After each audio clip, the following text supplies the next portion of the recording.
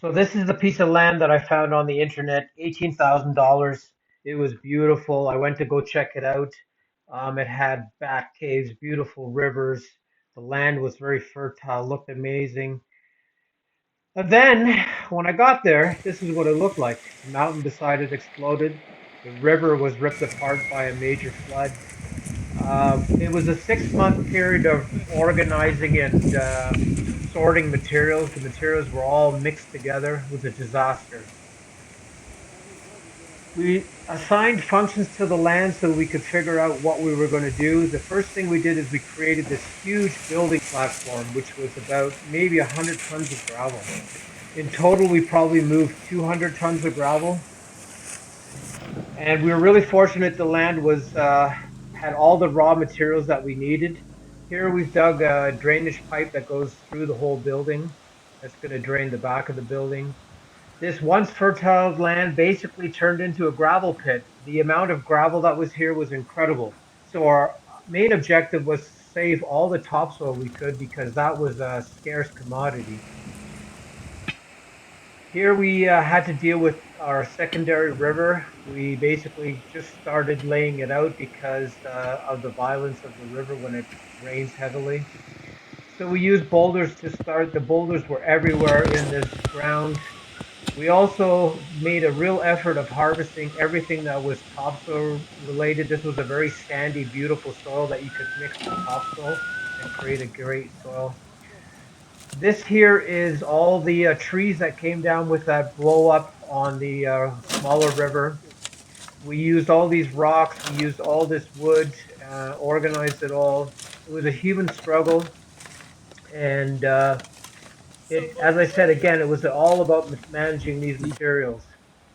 Here we laid out the bathrooms, installed everything, and this was important because we had to lay out the whole building.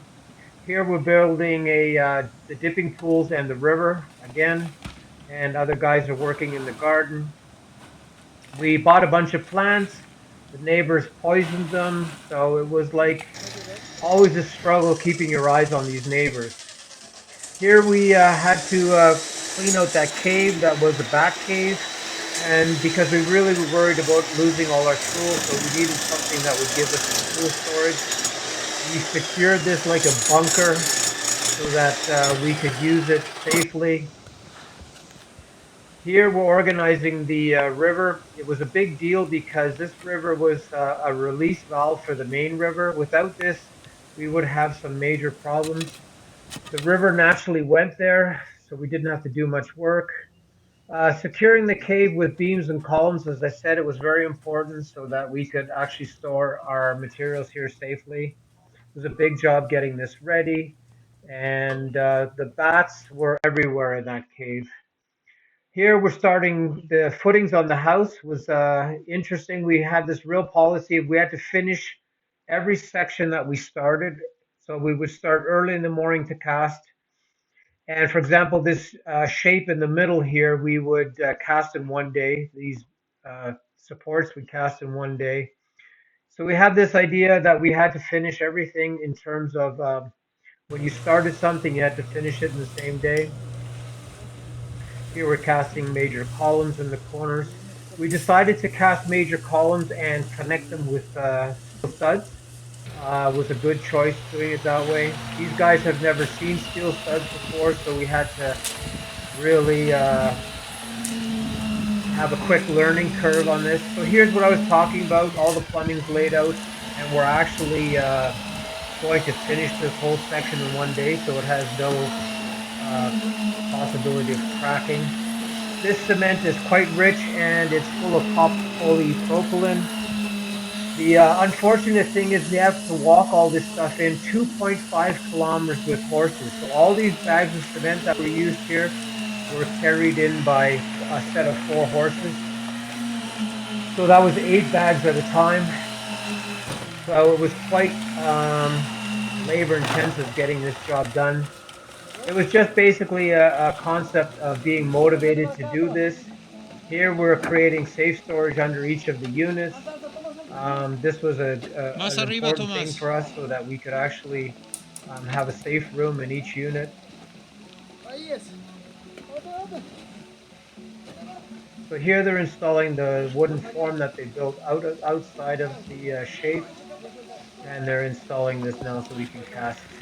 We have plastic underneath everything so that the moisture doesn't crawl up, and everything is loaded with rebar, which was really important to us just to have everything super strong. And Hay un as you metal see, ahí. all the sand Tomás, un and metal. gravel that is on this job would have been impossible to bring in, but we have so much sand and gravel on this. It's basically like working on top of a gravel pit.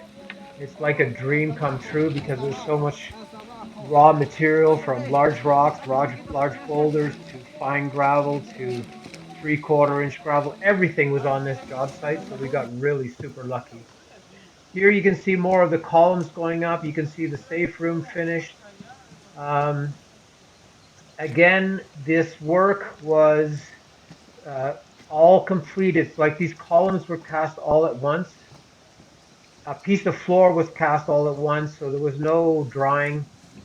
So this septic tank was dragged in. We had to drag in telephone poles. We had to drag in things that you don't want to carry. They were so heavy. So slowly all the ring beams are all cast so we can, on top of that, we could cast all our columns that go around.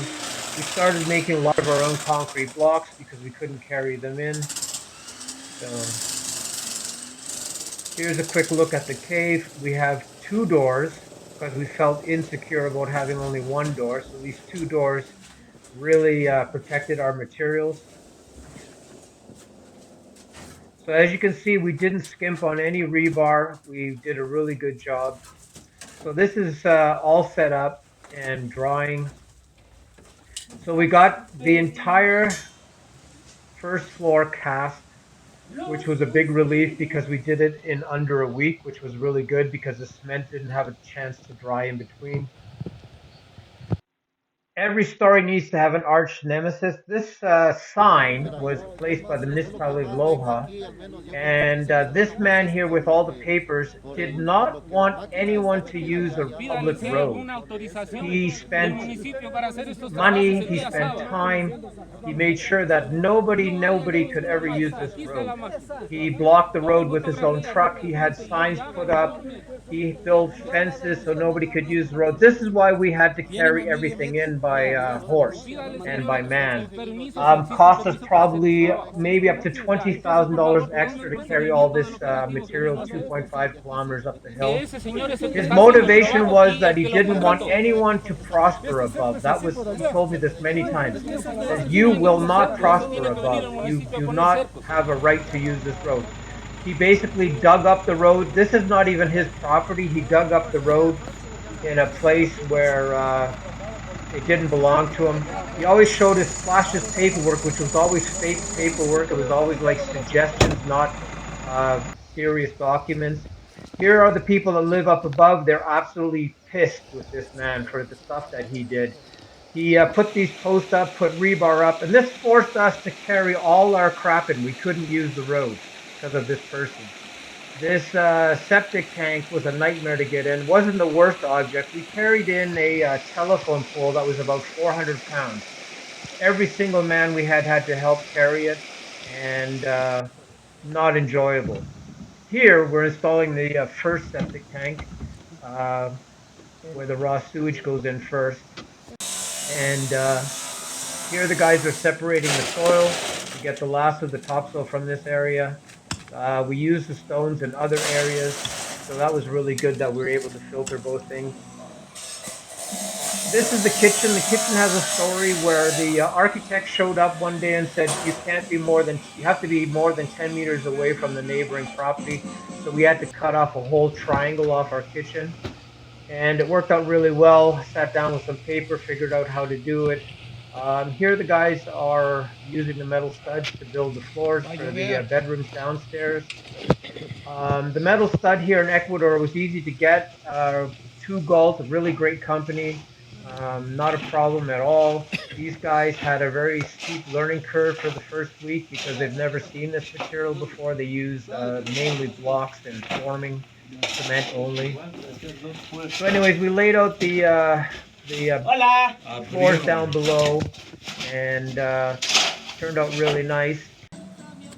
Here we are doing all the decorative stonework on the landscape on the walkway between the units. It's a separate walkway. We're doing landscaping at the same time. Here the guys are finishing up all the floors on the bedroom. We were out 3 centimeters, which was fantastic. So Franco did a great job laying out the buildings, and I did a good job on the plumbing. We had no issues. So this is the new kitchen design where we had to take off the couple meters to get the 10 meters for the building permit.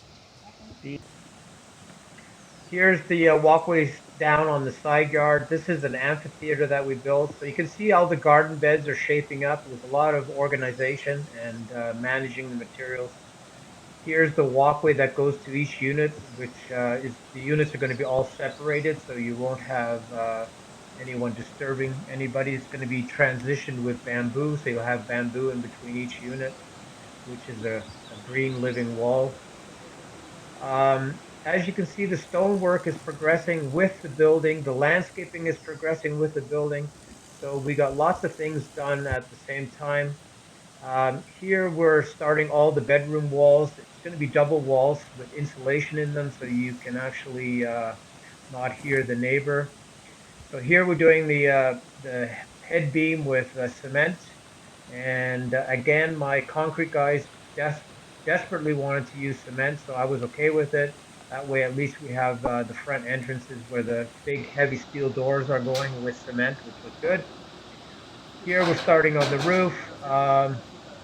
Now this roof was very tricky. They didn't understand the roof at all. They tried to make it level. It wasn't level. It had two slopes going forward, down, and then the bottom roof went to the right and the top roof went to the left. So it had a double slope, which was very hard for them to understand. But I actually had to show them the model. I had a paper model, which helped immensely for them to understand it. And I worked with them and we got it right. So here we're filling in the first unit's roof system, and it was very easy to do because these steel studs were so good to use.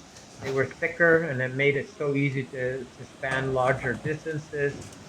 So we got away with getting all these roof pieces in quickly. I think the steel stud process was maybe 3 weeks. It was very fast.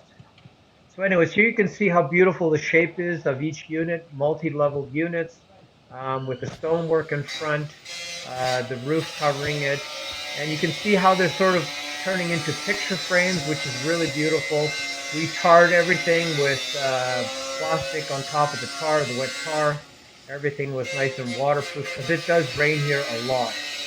So this is the first time we opened the secondary river up just for a test. We wanted to see how this swirling action and how the double S worked. And we closed this down very quickly. We just wanted to run it for a couple minutes. You can see the swimming pool filling up with mineral water from the mountain up above. There's going to be a sauna there in that spot. So here we're on the last unit where we're putting the roof on, and you can see how these units are so cool. They just really are well designed, and the paper model did a magnificent job on sort of illustrating this. And it was good for these guys to experience this different type of construction. It gave them sort of a hope that Ecuador is going to move forward in different directions. So this was really good. There's a set of stairs go up for this second lofty area for the children's bedroom or whoever sleeps up there. And as you can see, we have double walls, and we're going to insulate them thickly. Here we opened up the river, and still have some issues that we have to deal with, but it gives you an idea of how the building interacts with the landscape down below. This whole space now is absolutely exploded with growth, and our efforts of adding, compost and getting the units to look really beautiful made such a difference. Everything started to grow like crazy. And this secondary river has supplied us with additional material that we needed. Like when it It's very stormy. It gives us lots of material, uh, topsoil and gravel. You can see the gravel here. Everything shows up in this little river once there's a flood or a storm. So it's funny, the wildlife started to show up as soon as we had water and we had the secondary river. We had birds and butterflies and some reptiles showed up. So we were doing the right thing. We are going towards a very organic design. And these guys always had fun. They did crazy things. And we owe a lot to our horses. These animals, we didn't overwork them, but we were so glad that we had them because that trek in with bags of cement would have killed us. So here's the roof on, and you can see the shape of the building. It's a very interesting shape because the slopes are, there's two slopes. One goes to the other side, one goes to the other side. And we did a lot of cement boarding on the outside, so it would be nice and waterproof. So very interesting design and shape. The We wire meshed everything and cemented it, so it was like really well sealed. And the guys used a lot of wire mesh in the cement. This all has to be finished with a stone finish. And just getting the building closed in was our biggest objective. We wanted to get this thing airtight so nobody could get into the building. We needed the windows, we needed the doors, the big, massive doors that were going on this. And as you can see, the steel studs really made the skeleton appear very beautiful. So once you create the shell of a building, either it looks good or it doesn't. And this building looked really good. So here we're in the kitchen. That cutoff, the 10-meter cutoff, was kind of hard on us, but we made all our countertops out of um, welded them all together. This is a bathroom, a storage area, then the bathroom. We always left this little opening here so we could walk from unit to unit, which was really important. So each unit is the same. There's bathrooms at the back. We cast all these metal frames and cemented them. So we're going to put large format tiles in. Here around the entire building, we had this walkway that allowed us to walk from the end of Unit 5 all the way to the front. So as you can see, these rebars were actually put into the previous walls because we knew in advance that we were going to do this, that we're going to have all these walking shapes on the outside so people could sit. Secondary seating is very important for me, and it works really well. And the guys here are getting ready to cast this for the next day. And we also did this very continuously, so we had no more than one day in between the cast. This is the laundry room. We had to put all the plumbing in the back wall, and we couldn't steel stud this because it's up against the mountain, so we wanted it nice and strong. So we had rebar coming up, and we had rebar in there. We filled this up with cement. We had plastic barriers on the back with even we put plastic back there and lots of rock. We had drainage tiles back there, so it was very well done. And because this mountain sends quite a bit of water down, and everything was tied off. The laundry machines were plumbed in, laundry sinks. Everything was done well, and to plan for a great, service kitchen, service laundry room for all the guests. Here we started with this is a side door, and you can see these are the ledges that I was talking about. This is all welded, needs to be polished and painted. But this is what our doors look like now. They're very strong. Windows are going to be the same. And as you can see, this limestone sort of casting wash looks really good. These ledges actually put you out of the building, which is really nice. So you have a little bit of room before you enter the building. And we did a nice job wrapping it around the entire building. So the uniformity is really cool on this. And there's going to be some big, large front steps that go off of this. So as you can see, this goes all the way around the building, and it's great for us to store materials. All the doors are going in, so it was a lot of welding and very, very strong doors. So when you wrap around like this, it's actually the uniformity is so beautiful. So the kitchen's coming along. We cast all the ledges, and they're going to have large format tiles placed inside them, and that makes a big dent. Here's the laundry room going up slowly. This is the back of the unit. It's all very different now. We've done much more work on this whole area. As you can see, we didn't skimp on the rebar. So here's a quick look of the progress. It's quite a beautiful building, and the landscaping is starting to fill in, and we have lots of chicken manure in this soil. So we've not skimped on the gardens. We're getting them to look really good. So everything was stuccoed, cement board, stucco, insulation's going in next. So you can see the superstructure of this building, and we didn't really, um, hide much below. Like we have lots of beautiful stonework, detail work, and everything ties together. Here's a drone taking a odd-looking image of the building site, but it gives you an idea of how these units are actually so well put together. It looks actually really interesting. And we twisted the building for the view to go into the valley. So here you can see the horses bringing more materials. Um, so seeing this site like this without the growth and everything on it is very interesting. The rain was relentless in this time period. Like there was so much rain, we had to get the roof on just to even stop the humidity entering the building. So the windows were welded. Here you can see the kitchen. Kitchen turned out beautiful. It's probably one of the most user-friendly kitchens you could ever imagine. Everything was laid out for future appliances. The water, again, it was crazy how much rain we got. It was like we had to really deal with the water every day.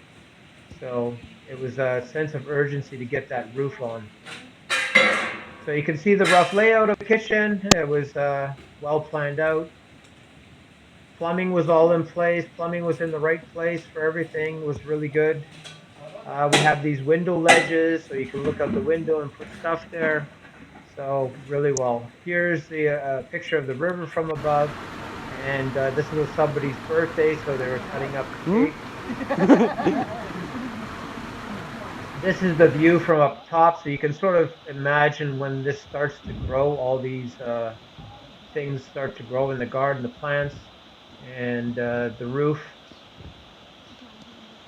This is a going to be a garden bed. It's going to be a herb garden, and when you see the finished product on this, it's actually insane how beautiful this is. That's the management office up above, and so all this is going to get stuccoed. Everything was welded together. So this is the office up above. There's going to be a bathroom in that corner, and you look out the windows to a spectacular view. This is the team. They did a great job. Young guys, one older guy, and the team effort and the team spirit was like you couldn't unbelievable. And I nourished that. I think it's very important to have lots of fun and great companionship.